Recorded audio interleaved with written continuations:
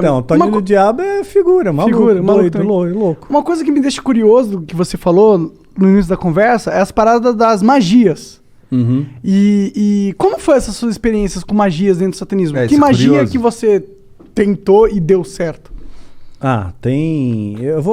Eu não posso ensinar magia. Não aqui, ensina. mas eu vou não precisa ensinar. Fala algo como... Até porque essa porra deve ser super complexo. Não eu ia fazer sem querer uma hora na minha vida. Não, tem as mais simples. É que nem fazer mágica, tá? Mágica e magia, né? No começo você aprende a fazer um truque simples, de repente você está fazendo a pessoa levitar. Matar né? mesmo, os outros levitam. Eu duvido. Não levita. Tá. No truque, no ilusionismo. No truque, tá. No ilusionismo, entendi. fazendo uma analogia Tá bom, aqui. tá bom. Então, no começo você aprende um troço truque de besta. carta, uma coisa de carta. Aí, de repente, você está fazendo alguém levitar. Entendi. Né? Então, você Tipo, cresceu não dá ali, pra tu você ficar invisível. Não dá pra ficar invisível. Mas tem alguma Isso coisa sobrenatural, realmente, que você chegou a testemunhar? Ou algum ritual ou magia que promete algo que dizem que funciona, algo assim? Sim. Muitas vezes eu lançava feitiço contra líderes religiosos, né? Porque eu não ia com a cara deles. Eu considerava eles meus inimigos, né? Na minha cabeça, né? Eu já estava doutrinado ali. Então, acalhava da pessoa, de repente, eu lançava um feitiço, a pessoa ficava doente muito doente mesmo. Né? E a Bíblia diz que tem doenças que são causadas pelo diabo. Né? Então Jesus às vezes ele expulsava um demônio de uma pessoa, né? E aquele demônio estava causando uma doença naquela pessoa. Só que nem toda doença é do diabo, obviamente. Né? Então, se fosse assim, né? Para que medicina? Você vai para a igreja, todo mundo e pronto, resolveu o problema, está curado. Né? Então nem toda. E também nem sempre Deus cura. Né? Então, às vezes a pessoa tem uma doença, ela acha que é do diabo, pôs na cabeça dela que é do diabo e que ela tem que fazer, sei lá, uma libertação, uma quebra de vinho, quebra de maldição hereditária, aquela coisa toda. E não é uma doença natural e Deus não vai curar ela. Não vai, por mais fé que ela tenha, Deus não vai curar. Tem alguns caras na Bíblia mesmo que morreram de doença, né? Aquele cara... Eliseu, quem mais? Morreu da doença que ele tinha. Eliseu, ele recebeu a porção dobrada de Elias, que era o profeta, que era o cara, que era o top das galáxias, né? Que fez o sol parar. Né, pois é. Então... Caralho, tá manjando, hein? Sua mãe contou muitas coisas. Pois é. Então, você vê quanta coisa que tem. Eu espero então, que tenha sido Elias mesmo, não tenha falado merda. Então, Eliseu morreu da doença que ele tinha. O próprio Timóteo, Paulo escreve para Timóteo, olha, mistura um pouco de vinho na água aí, porque a água era muito alcalina, né? Por causa do teu estômago e das tuas múltiplas enfermidades. Então ele era um menino podre, ele tinha um monte de doença, né? Não foi curado. Um lenço de Paulo curava o enfermo, mas Paulo não pôde curar Timóteo, que ele considerava um filho, né? A Bíblia também fala de Trófimo, né? Paulo também fala, olha, deixei Trófimo doente lá em Mileto. Quer dizer, não curou Trófimo. Quer dizer, o cara já tem o nome de Trófimo. Imagina o bullying na escola. Né? E ainda continuou doente. Não adiantou Se fosse nada. a Trófimo, o cara ia ser o magrinho da galera. De atrofia, desculpa. Tentei. Só vamos lá, Daniel. Só continua aí falando. Desculpa aí, foi mal, cancela o Monark. Baixo assinado, tira o Monark. Doenças causava doença, às vezes causava um acidente, poderia ser uma coincidência. Mas não tem nenhuma, claro, é exatamente esse o ponto. Não Poderia tem nada ser, aqui assim que, tipo, mas é que realiza magia e você vê sobrenaturalidade instantânea na sua frente e olhos nus. Bom, olhos nus eu vi a presença de um demônio se materializando na minha frente, e eu estava sóbrio. Né? Duvido. Como é que é um demônio? Pois é, a ideia que nós temos de demônio, né, é chifre, escamas, né, rabinho, rabo, fogo, né, saindo pelos orifícios, né, o diabo todo vermelhão, né, saindo da sauna, assim. Que erótico. Pois é, né? Então, mas não, né, é um ser que parece, que aparecia para mim, o Abraxas, que apareceu para mim algumas vezes, ele tinha um formato semelhante, tá? Semelhante. Não consigo descrever isso aí em poucas palavras. Você tem filho, você deve ter assistido Como Treinar o Seu Dragão. Sabe o Banguela? Então, mais ou menos parecido com o Banguela. Parecido com o Banguela. Mas tinha um olhar assim, né? O olhar que pegava era um olhar muito profundo, era como se não tivesse olhos, era como se fosse um buraco. né?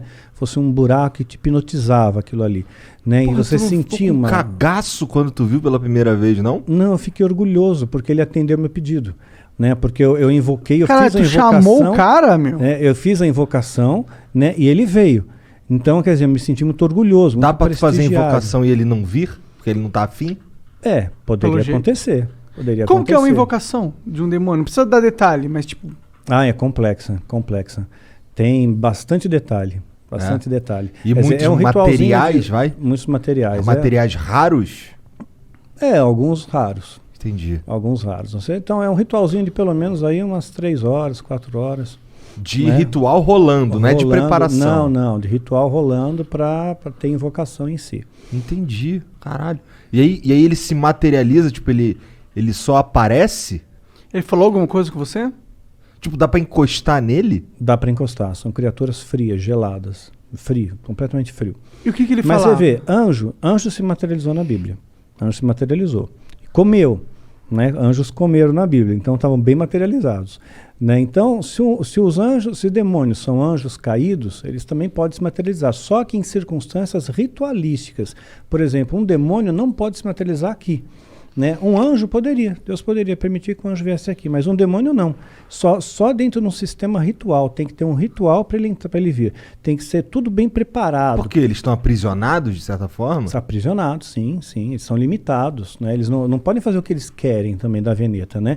Eles têm as suas fronteiras de ação. Por exemplo, eles não podem tocar num cristão verdadeiro. Né? Verdadeiro não pode, a não ser que Deus permita, no caso de Jó. Né? Então Satanás pediu para tocar, tocou e Jó não blasfemou contra Deus. Jó foi um cara que se fudeu pra cacete, né? Muito, se lascou pra caramba. Ficou doente, tudo, né? Ficou doente, perdeu dinheiro, família, tudo. Morreu todo mundo, ele ficou sozinho. E mesmo raspava assim, as pereba com telha, exato, né? com telha, exatamente. E no final Deus recompensa ele, né? E ele, no final, Jó chega a dizer, antes eu conhecia Deus de ouvir falar, agora eu vejo com os meus olhos, né? Então... Amaldiçoa teu Deus e morre. Exato, isso mesmo. Os amigos de Jó, né, que vinham lá, largavam o pau que tá em cima dele. Então, às vezes Deus permite que essas coisas aconteçam. Então, teve gente que já falou para mim, falou, Daniel, perdeu teu filho, perdeu tua esposa, isso aí foi rechaçado pelo satanismo. Eu não vejo dessa maneira. Rechaçado em que sentido? O satanismo está me atacando com feitiço, com magia e causou esses efeitos, né? Mas eu não vejo assim. Não? Não, de forma alguma. Eu vejo assim como coisas que Deus permite, que as pessoas morrem no mundo. Né? Isso acontece, né? Então as pessoas têm depressão, né? Então aconteceu, eu vejo como uma fatalidade. E mesmo se fosse, no caso como Jó, né? Vamos supor que o demônio tivesse pedido permissão para Deus, olha, deixa eu tocar lá no Daniel, né? Porque vamos ver se realmente ele segura a onda, vamos ver se ele é cristão de verdade, vamos ver se ele não vai se rebelar contra Deus, né? Depois se eu tirar dele o que ele tem de mais precioso, né? Que era o meu filho, né? Principalmente, né? Então, tirou. Aí eu nunca me rebelei, nunca questionei a Deus, nunca briguei com Deus, né? Eu sempre costumo fazer a oração que Jesus nos ensinou como modelo do Pai Nosso, né? E dentro dessa oração está escrito, olha, Pai, seja feita a tua vontade, assim na terra como no céu.